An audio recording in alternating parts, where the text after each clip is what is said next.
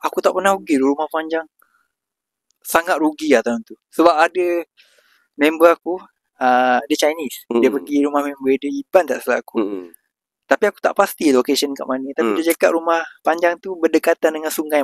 Pagi mandi sungai. Aku cakap, weh, nature gila. Faham.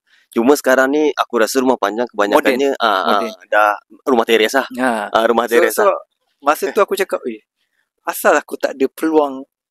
Sebab kita tak ada member ramai. Faham. Time tu. Lepas tu aku pula je duduk dalam bilik je.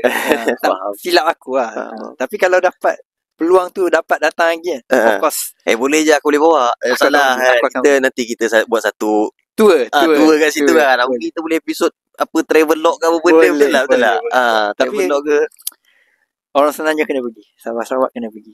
At least sekali seumur hidup. Ambil feel lah. Rasa kat sana. Hopefully lah. Sebabnya inilah. Seronok. Kita rasa culture orang. Yes, benda yang paling mahal kita explore culture. Yang mana kau baca dalam buku tak dapat ni. Tak rasa. TV pun tak ada tu. Tak rasa. TV aku rasa bullshit gila. Bila aku dah sampai sana aku rasa